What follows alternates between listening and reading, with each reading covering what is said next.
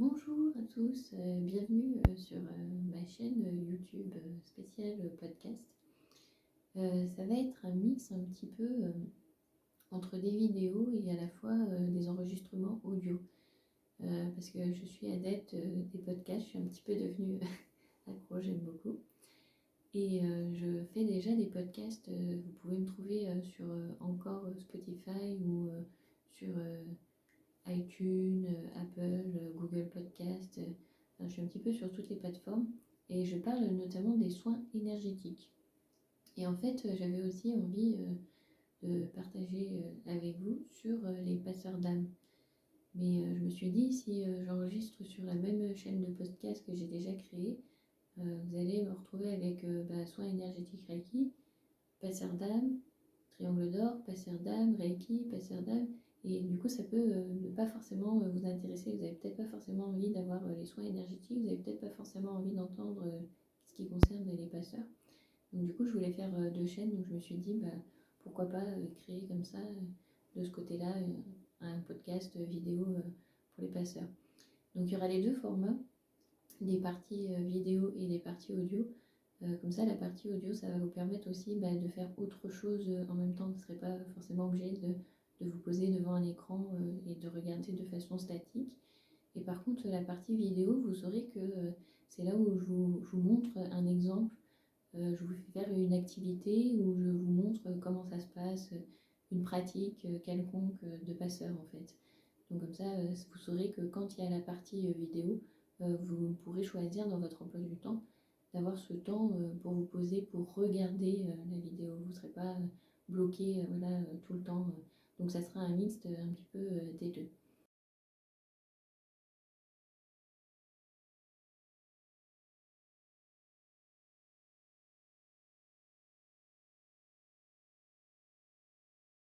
Donc pour aujourd'hui, je vais principalement faire de la vidéo. Donc qui suis-je? Donc je me présente. Pour ceux qui ne me connaissent pas déjà, je suis Stéphanie. Donc je suis maître enseignante et praticienne de Reiki Udui depuis 2017. Je fais aussi d'autres soins énergétiques avec le triangle d'or d'Isis et les bols tibétains et aussi avec les quatre éléments, donc avec l'eau, la terre, l'air et le feu. Et aussi, je me suis révélée aussi passeuse d'âme. Et donc forcément, qui dit passeur d'âme dit aussi médium. Parce qu'effectivement, quand on travaille avec les défunts, quand on les contacte, quand on leur parle, ça fait aussi partie de la médiumité. Donc ça, je l'ai découvert bien après. Parce que moi, je me suis dit, quand j'ai découvert pour être passeur d'âme, passeur d'âme, d'accord, on prend déjà l'information. Et après, on m'a dit aussi médium, et je me suis dit, ah mince aussi, mais en fait, oui, c'est logique. Parler, communiquer avec des défunts, tout ça, ça fait partie des médiums. Vous retrouverez sur ma page Facebook, d'ailleurs, j'avais fait un post avec les outils clairs des médiums. Donc je mettais clair parce que pour clairvoyant, clairaudience, clair ressenti, voilà, c'est les outils clairs, clair, CLAIR, avec le petit tiret, voilà, c'est le début du mot. Donc j'appelais ça les outils clairs.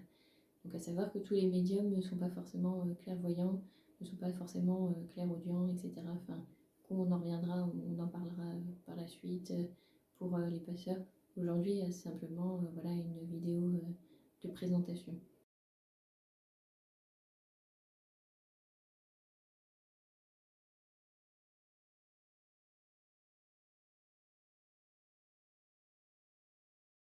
Alors vous allez me dire, d'accord, passeur d'âme, mais au final, qu'est-ce que c'est? Alors il y a différents passeurs d'âme. En fait, un passeur, par définition, si on devait vraiment mettre une définition derrière, c'est quelqu'un qui permet une transition, qui facilite une transition, un passage entre deux états. Donc ça peut être par exemple une sage-femme qui sert qui aide pour les accouchements, qui assistent, et du coup, elles font un petit peu partie des passeurs parce que elle amène une âme en fait à s'incarner, Elle aide cette transition-là, elle aide le passage de l'accouchement, donc le passage du ventre de la maman à l'extérieur. Donc voilà, c'est une transition, un passage. Donc forcément, voilà, les passeurs, on s'aperçoit que ça peut être assez vaste, hein. Donc c'est une dénomination commune que l'on a mis un petit peu pour tout ça, mais à savoir aussi qu'il y a des passeurs qui n'ont pas forcément, qui ne savent pas forcément et qui n'utilisent pas forcément la notion passeur d'âme, je suis passeur d'âme, parce que les sages-femmes ne se considèrent pas forcément passeurs d'âme, mais elles en font partie puisqu'elles permettent une transition. Même chose aussi pour les enseignants. Donc à savoir qu'avant de travailler dans l'énergétique, j'étais enseignante pendant 16 ans pour les enfants de la maternelle jusqu'au CM2. À savoir aussi que les enseignants peuvent être considérés comme des passeurs, parce qu'effectivement, ils permettent un passage, une transition entre deux états, entre l'état de je ne sais pas à l'état d'apprenant et j'ai appris. Enfin, voilà, il conduit à ça, à ce passage avec fluidité et douceur. Donc voilà, ça fait partie des passeurs que je mette un petit peu dans la vie courante, hein. J'aime pas trop mettre des catégories, des étiquettes, mais c'est pour aujourd'hui pour vous éclairer un petit peu sur ce que c'est un passeur et son rôle et dans la société et au-delà. Parce qu'on travaille aussi, il y a des passeurs aussi par exemple qui travaillent du côté des défunts qui sont non incarnés. Il y a aussi ce travail-là qui se fait. Donc il y a à la fois des passeurs incarnés et des passeurs non incarnés, hein, à savoir que voilà, je travaille sur les deux plans. Donc je pense que si vous êtes ici aujourd'hui et que vous écoutez cette vidéo, c'est que vous êtes prêt à entendre des choses, que vous êtes ouvert aussi, parce que forcément quand on parle de passeur, on parle de transition de l'âme, hein. Donc forcément il faut aussi avoir cette notion d'âme, d'âme incarnée, d'âme non incarnée. Donc les âmes incarnées, toutes les personnes qui sont vivantes, même les êtres vivants, hein, les arbres, les plantes, les animaux, et à la fois les âmes non incarnées, donc tout ce qui est la partie des défunts, donc défunts qui peuvent être et animaux et humains, ça concerne toutes les âmes. Voilà. Donc il faut avoir cette notion et cette ouverture d'esprit de se dire que oui, tous les êtres vivants ont une âme, ce qui n'est pas forcément toujours entendable par tout le monde. Mais si vous êtes ici, je pense que c'est que vous avez quelque part cette sensibilité-là. Donc voilà pour une partie des passeurs d'âme qui sont un petit peu dans la vie quotidienne. Donc j'en fais partie parce que dans les soins énergétiques que je propose, j'accompagne les personnes qui viennent me voir, qui ont par exemple un blocage émotionnel. Je vais les accompagner dans cette transition pour ce passage, pour débloquer cette émotion. Donc voilà, ça va être un changement d'état dans lequel je vais accompagner. Donc dans les soins énergétiques, on peut considérer voilà, que je pratique aussi on va dire un petit peu le rôle de passeur. J'aime pas vraiment parler de rôle et de mission parce que c'est un choix, hein, c'est pas un don particulier, hein, on peut choisir. Donc voilà, je vais dire rôle, mais voilà, on n'est pas forcément attribué à. Donc voilà, on va aider les personnes dans les soins énergétiques à passer une transition, passer un cap qui peut être douloureux, problématique, une situation stagnante, une situation de conflit, que ce soit un conflit d'ordre extérieur, hein, conflit dans le couple, conflit dans le travail ou d'ordre intérieur, un conflit émotionnel, une blessure, etc. Donc voilà, les soins énergétiques font aussi partie de ça, du passeur d'âme, de ce rôle-là. Alors il y a aussi des passeurs qui travaillent avec les âmes non incarnées, donc c'est mon cas. Je me suis formée en avril 2021 à un protocole, hein, pour un passage d'âme, parce que je ne savais pas comment faire. Donc pour un passage d'âme de personnes non incarnées qui se retrouvent bloquées dans un plan où elle n'a pas à être, hein. C'est là où les gens parlent de maisons hantées ou qui sont eux-mêmes hantés, qui sentent des présences possédées, voilà. Donc je me suis intéressée à ça et à ce protocole de passage d'âme, donc de personnes, d'âmes non incarnées sur le plan, voilà, ici, qui restent sur le plan terrestre pour voilà, les emmener vers la source, vers la lumière. Donc après, vous mettez les mots que vous voulez dans tout ça.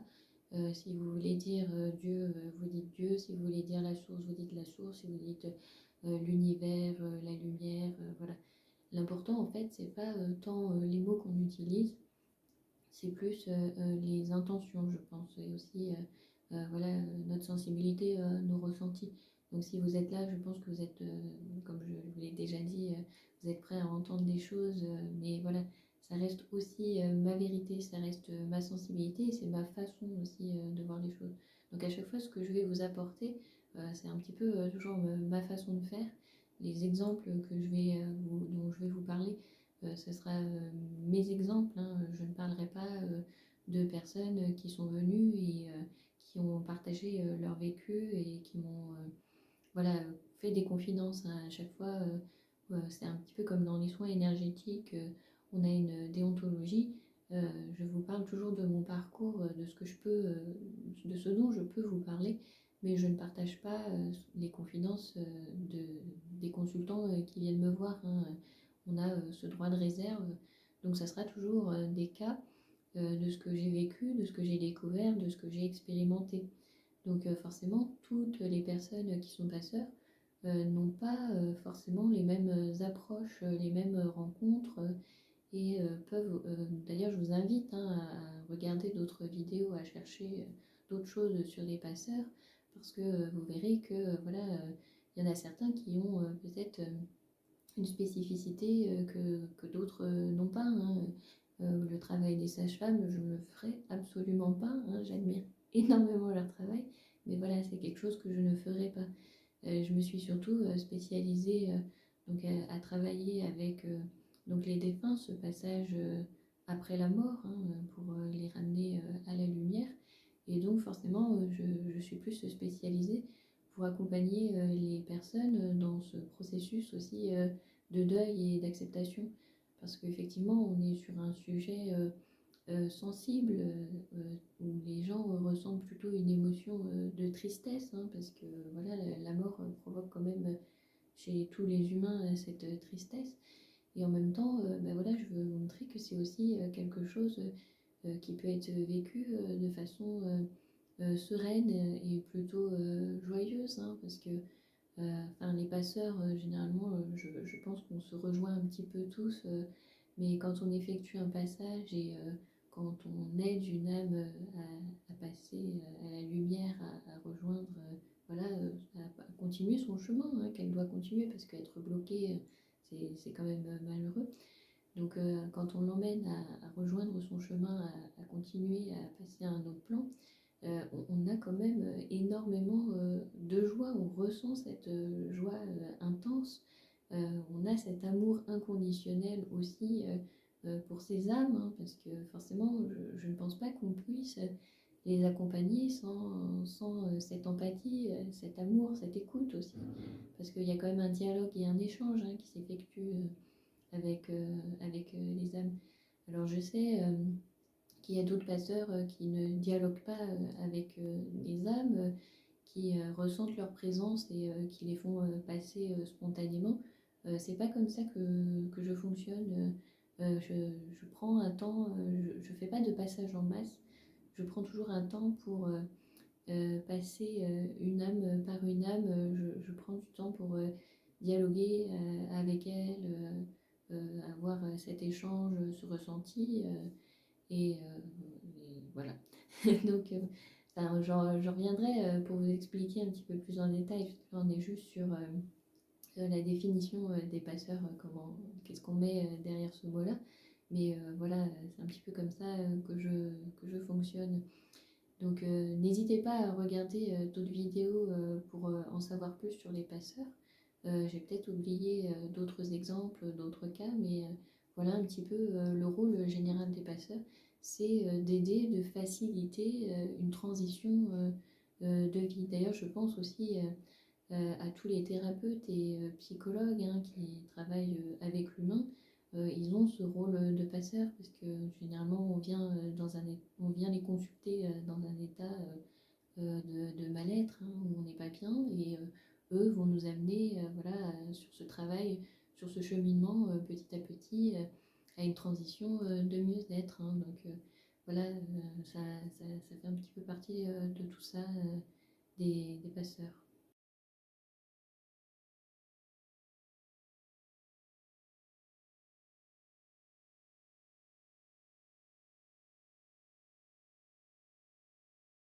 Alors, je vais répondre maintenant à la question comment j'ai découvert que j'étais passeur. Alors, c'est quand j'ai été initiée au cercle de femmes, au cercle des 13 mères. Donc, même chose, si vous suivez un petit peu ma chaîne YouTube, vous verrez que j'en parle, que je fais des vidéos, des exemples sur chaque mère en ce moment, sur cette année. J'ai été initiée sur l'année 2021-2022. Et donc, vous voyez, 2021, avril 2021, je me suis formée au passeur. En fait, c'est lors d'un cercle où on m'a apporté l'information en me disant tu dois être passeur d'âme. Donc, gros point d'interrogation, je ne savais absolument pas ce qu'était un passeur d'âme. Et donc, j'ai cherché un petit peu comme tout le monde sur Internet pour savoir ce que c'était. Et effectivement, je me suis aperçue que oui, c'est un, un rôle que j'ai toujours tenu. C'est toujours ce que j'ai fait en fait depuis toujours. Déjà, petite, j'avais des ressentis avec les défunts, les âmes qui étaient autour de moi, donc les âmes non incarnées. J'ai toujours eu ce ressenti. Et c'est vrai que petite, j'étais plutôt effrayée. Je ne savais pas encore ce qu'il faut faire, comment faire, pourquoi. Enfin, et je pensais que tout le monde ressentait ça. Je ne savais pas que j'avais cette particularité. Pour moi, ça faisait partie de mon quotidien, donc je pensais que c'était le cas de tout le monde. Et en fait, c'est vrai qu'en grandissant, on s'aperçoit que non, tout le monde n'a pas cette sensibilité-là. Donc c'est là où aussi que je peux dire que oui, j'étais déjà en fait médium, mais comme je ne le savais pas, moi je pensais que c'était un état naturel. Je ne pensais pas que c'était quelque chose voilà, de particulier, cette sensibilité un petit peu. Voilà.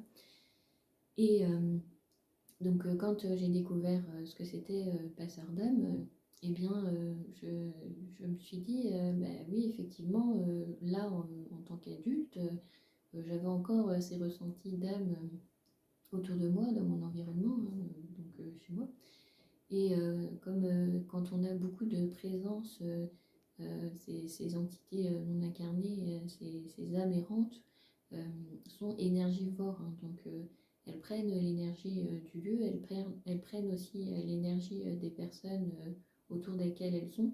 Et donc la personne se sent vidée de son énergie. Et on peut aussi avoir des symptômes physiques. Donc les symptômes physiques qui se présentent pour moi, ce sont des violents maux de tête que même avec de l'amande poivrée, parce que j'utilise de l'huile essentielle de menthe poivrée, ou même avec voilà, du paracétamol, je n'arrive pas à faire passer. C'est au-delà de la migraine. Et il y a aussi des douleurs musculaires qui se font sentir, donc toujours au niveau des trapèzes. Donc voilà, ça prend. Et c'est une douleur qui apparaît d'un coup, qui peut durer ou non, et qui disparaît d'un coup, mais sans vraiment d'explication. Donc en fait, quand je me suis rendu compte que quand une entité, quand une âme non incarnée est là, est présente autour, donc j'ai ces symptômes, comme je ne répondais pas à sa sollicitation, à son appel, puisqu'elle devait voir, en fait pour eux, quand on est médium ou passeur, on est un petit peu comme un phare dans la nuit, donc on éclaire, on brille, et donc ces âmes sont attirées quand elles cherchent de l'aide, qu'elles cherchent une solution, elles vont venir vers la personne qu'elles voient. Donc elle venait, et en fait je ne répondais pas puisque je ne savais pas. Donc elle partait, et du coup la douleur s'en allait voilà, instantanément. Ça venait, ça partait sans plus d'explication. Donc parfois je pouvais être bloquée pendant plusieurs jours sans savoir pourquoi. Et puis du jour au lendemain tout va bien. C'était un petit peu étrange. Donc voilà. Et ce que je faisais quand je sentais qu'il y avait trop de présence, c'est que je prenais de la sauge, donc je nettoyais le lieu énergétique, mon lieu de vie, pour faire remonter mon taux vibratoire, le taux vibratoire de mon lieu. Mais je savais que quelque part, c'était un petit peu comme si je mettais un coup de balai et que je les jetais dehors. Donc au final, j'avais une culpabilité parce que je ne les aidais pas.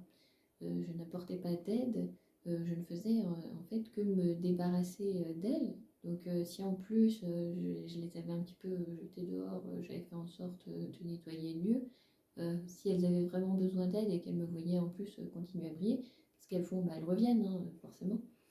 Donc du coup, ça réglait le problème de personne. Et elles revenaient, ou alors elles partaient parce qu'elles allaient chercher quelqu'un d'autre en se disant bon je me suis fait un petit peu jeter dehors, je vais aller voir ailleurs. Ou alors voilà, et moi j'avais cette culpabilité, voilà, de ne pas les aider, et j'avais cette notion-là, hein, de vouloir les aider, et de me sentir finalement pas si bien, pas si à l'aise avec ce que je faisais. Donc quand j'ai découvert donc le terme passeur d'âme, effectivement j'ai vu qu'on pouvait faire ce protocole de passage des âmes non incarnées à un plan supérieur. Donc vous mettez les mots que vous voulez derrière, hein, si vous voulez mettre voilà, la source, la lumière, l'énergie cosmique, l'énergie divine, Dieu, vous mettez ce que vous voulez. En fait, être passeur d'âme, on respecte toutes les croyances de chacun, hein. Vous mettez tout ce que vous voulez derrière, hein. Même quand vous croyez à la réincarnation, une âme qui est coincée dans ce plan et qui du coup doit continuer son chemin mais est bloquée, vous pouvez aussi être passeur, même en croyant à la réincarnation, parce que vous allez l'aider à rejoindre un autre plan pour passer à sa prochaine vie. Donc en fait, voilà, c'est ouvert à toutes les religions, hein, à toutes les croyances, à toutes les personnes, hein. C'est pas quelque chose de fermé, hein, de sectaire, loin de là. Donc on les aide dans ce protocole à passer. Et c'est vrai que quand j'ai fait mon premier passage, j'ai eu énormément d'émotions, énormément de joie. J'ai donné tout mon amour que je pouvais. Du coup, j'en ai même pleuré, hein, tellement que pour moi, c'était merveilleux. Donc, je ne connais pas un passeur qui vous dira que faire un passage, c'est douloureux, c'est triste. Non, c'est le contraire, hein, c'est plutôt joyeux, et puis on sait qu'on a aidé quelqu'un, on sent cette libération, enfin il y a une énergie voilà, particulière.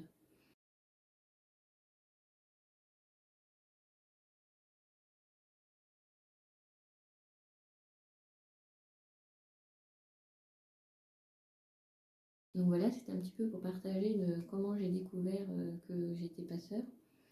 Et donc la question suivante à laquelle je vais répondre, est-ce que tout le monde peut être passeur? Alors j'ai envie de dire oui et non. Parce que oui, techniquement, tout le monde peut être passeur, hein. Je veux dire, on apprend un protocole, hein. Comme je vous ai dit, il y a certains métiers où les gens choisissent ce métier-là, comme psychologue, thérapeute, tous ceux qui accompagnent l'humain sont un petit peu des passeurs, puisque du coup, ils permettent un passage d'un état à un autre, un passage de mal-être à un passage de bien-être. Les sages-femmes qui aident carrément une âme à s'incarner sur Terre, à venir. Enfin voilà. Donc voilà, tout le monde peut techniquement le faire. Et en même temps non, parce que c'est un choix. Voilà, vous pouvez ne pas avoir envie aussi de le faire. Vous pouvez avoir des ressentis, être médium, être même clairvoyant, clairaudient, entendre des esprits, vous parler, les voir, etc. Mais vous n'avez peut-être pas forcément l'envie de les accompagner. Donc ça aussi, il faut respecter votre choix. Si vous n'avez pas envie, ne le faites pas. Il n'y a absolument rien qui vous oblige à être passeur parce que vous êtes médium, à être passeur parce que vous êtes clairvoyant, parce que vous ressentez les choses, parce que vous voyez les choses, parce que vous avez cette sensibilité. Non, vous n'êtes absolument contraint à rien. C'est un choix que vous devez faire. Quand j'ai fait ce choix, c'est parce que j'avais la culpabilité de ne pas les aider, et j'avais ce remords, j'avais ce mal-être au final. Donc vous voyez, c'est un choix, j'ai fait le choix de les accompagner. Et avec le recul, maintenant, je comprends beaucoup de choses qui me sont arrivées avec des entités non incarnées. Voilà, après, hein, a posteriori, après avoir fait tout ça. Mais voilà, il n'y a absolument rien qui vous contraint à le faire. Il faut que ça reste libre et que ça reste un choix. Donc si jamais vous êtes un petit peu trop dérangé et que vous ne souhaitez pas être passeur, et que vous ne souhaitez pas accompagner les défunts qui viennent à vous, vous pouvez tout simplement leur dire, voilà, effectivement, j'ai cette sensibilité, mais non, je ne peux pas vous aider là maintenant, donc soit vous parlez à voix haute, soit dans votre tête. Tous les passeurs vous diront, hein, on peut communiquer et à voix haute avec les entités non incarnées, avec les âmes errantes, mais on se peut aussi parler dans sa tête. Hein. C'est d'ailleurs dans mon protocole de passage, c'est comme ça que je dialogue avec la personne. Hein. Je le fais de tête. Il y a un retour, voilà. Enfin, faut le pratiquer pour, c'est un peu difficile de mettre des mots MOT dessus, MOTS dessus, mais voilà, il y a un dialogue qui se fait. Donc voilà, vous pouvez leur dire, bah non, moi je ne peux rien pour toi, je t'invite à chercher un autre passeur. Voilà, il faut le faire aussi sans culpabilité, puisque justement j'en avais parlé, parce qu'au final, vous ne savez pas qui est venu vous voir. Si ça se trouve, c'est peut-être un soldat qui est décédé sur un champ de bataille il y a des dizaines, des centaines, voire des milliers d'années, et donc il est coincé là depuis plus de 1000 ans. S'il prend un jour de plus pour aller chercher un autre passeur, ça ne va pas changer grand-chose à sa situation. À savoir que donc les entités non incarnées sont sur un autre plan. Elles n'ont plus ces contraintes d'espace-temps, parce que c'est vraiment une notion humaine que l'on s'est mis, nous, en tant qu'humains incarnés là sur Terre, pour mesurer une durée, pour mesurer un temps. Mais en fait, tout ça dans les énergies, que ce soit en énergétique, dans les énergies, que ce soit avec les passeurs d'âme, etc., il n'y a pas du tout cette notion d'espace-temps. Et c'est bien pour ça, d'ailleurs, qu'on peut faire des vidéos de soins énergétiques. Vous pouvez les regarder 2 semaines, 3 semaines, 6 ans après. Elles sont toujours là, elles sont toujours efficaces. Pourtant, je l'ai tourné la vidéo il y a quelques temps. Voilà. Donc, il n'y a pas cette notion d'espace-temps. Voilà. Parce que les énergies, tout ça n'est pas contraint aux notions humaines. Ça, ce sont vraiment des notions et des valeurs humaines. Hein. L'espace, le temps, c'est vraiment strictement réservé là aux humains incarnés. C'est des points de repère que l'on s'est mis, que l'on s'est fixé pour des datations, pour l'histoire, pour se repérer. Mais au final, voilà, ça n'existe pas au-delà. Donc ne vous sentez pas gêné ou coupable en se disant bah oui, je l'ai renvoyée et finalement bah, elle est toujours coincée. Voilà. Donc dans cette notion de culpabilité que j'avais, finalement, bah, je pouvais aussi voilà, ne pas me sentir coupable en me disant bah, toutes ces âmes sont peut-être parties chercher un autre passeur. Hein, voire d'autres, il y en a d'autres qui sont revenus, je vous en reparlerai, parce que j'ai une petite anecdote avec un enfant qui traînait voilà, dans mon lieu de vie. Et du coup, il est revenu plusieurs fois, à chaque fois, même si je saugeais, etc., je sais qu'il est revenu, donc je pense qu'il devait avoir vécu dans ce plan pas très loin, parce qu'à chaque fois, voilà, il se représentait et il devait être attaché au lieu plus qu'à la personne. Hein. C'était pas moi en fait qu'il avait dû trouver, c'était surtout le lieu auquel il était attaché. Mais ça, j'en reparlerai. Donc voilà, effectivement, oui, je pense que voilà, tout le monde peut être passeur seulement s'il le décide. Donc si jamais effectivement ça vous appelle, ça vous interpelle, vous souhaitez accompagner les âmes non incarnées, bah voilà, je propose des stages, donc n'hésitez pas à vous rendre sur mon site www.zenome.fr et donc Zenome, Z-E-N-U-M, hein, comme ma chaîne YouTube, Stéphanie Zenome 7245. Donc voilà, n'hésitez pas à regarder, à voir s'il y a une date qui vous correspond. Donc je propose ces stages avec 3 dates où on a 2 dates de rendez-vous en ligne où je vous apporte la théorie, hein, beaucoup de théorie, donc c'est assez dense.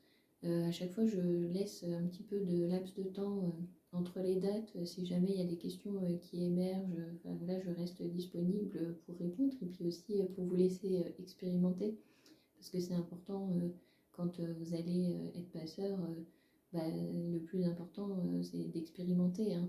Si vous avez un apport théorique, c'est bien, mais c'est vrai que c'est dans la pratique que vous allez pouvoir concrètement tester les choses, mettre les choses en place et voir aussi ce qui vous correspond. Parce que je vous donne un protocole, je vous donne une façon de faire, mais après, libre à vous aussi de vous l'adapter, de vous l'approprier. Parce que moi, quand on m'a livré ce protocole, voilà, comme je fais du Reiki, il n'y avait pas du Reiki dans le protocole, mais effectivement, avec le Reiki, quand on passe son second degré, on apprend à envoyer de l'énergie Reiki aux défunts. Et c'est vrai que lors de mes passages, je donne donc cet amour inconditionnel et j'envoie aussi de l'énergie Reiki. Donc voilà, j'accompagne aussi comme ça. Donc ça, c'est ma particularité. Donc je ne le propose pas dans le protocole dans lequel je vous initie, mais vous, voilà, si vous êtes initié à cette énergie-là, sachez que vous pouvez le faire, hein. Il n'y a pas de contre-indication. Je vous donne des outils. Après, voilà, vous testez, vous les appropriez. À chaque fois, tout ce que je propose, quand c'est dans les soins énergétiques, les exercices, ou que ce soit du coup dans mes stages de passeur, voilà, ce sont des propositions à vous de voir, de tester ce qui vous correspond et ce qui vous ne correspond pas. Quand on fait des prières, voilà, pour les défunts, etc. Si vous n'êtes pas à même de prier, voilà, vous pouvez adapter votre texte, votre protocole, votre façon de faire. Enfin voilà, soyez libre de choisir ce qui vous correspond. Et la troisième date, c'est en présentiel. Donc là, on teste en groupe, hein, puisque généralement je fais des petits groupes, hein, alors 4-5 personnes maximum, parce que ça me laisse le temps aussi d'avoir du temps pour chacun, pour répondre aux questions de tout le monde. C'est vrai que si on fait des grands groupes de 60 personnes, vous doutez bien que je ne peux pas répondre individuellement à 60 personnes. Donc c'est toujours des petits groupes. Comme ça permet un accompagnement personnel s'il y a des questions un peu plus fines pour chacun. Et après, voilà, on se réunit en présentiel tous ensemble pour tester toutes les techniques que je vais vous apprendre lors de ce stage. Et aussi pour faire un passage, si effectivement, quand on vient, on s'aperçoit que, voilà, généralement, je vous dis de venir avec des âmes. Donc, vous verrez, hein, quand vous pratiquez, quand vous êtes ouvert et que vous demandez aux âmes de venir, parce que voilà, c'est le moment, elles vous suivent, hein, donc c'est ce qui était arrivé le jour de ma formation. Je vous en reparlerai aussi dans d'autres vidéos ou podcasts audio. Et du coup, elles étaient venues avec moi le jour de la formation. Et effectivement, j'avais 4 personnes autour de moi qui avaient besoin d'aide ce jour-là.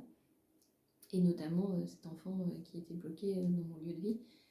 Donc voilà, quand on se réunit, je vous demande de ramener ces âmes et on va travailler voilà, pour les faire passer. Ce sera un cas concret de protocole, voilà, sécurisé, hein, puisqu'on est tous ensemble, voilà, et je suis là un petit peu pour superviser tout ça.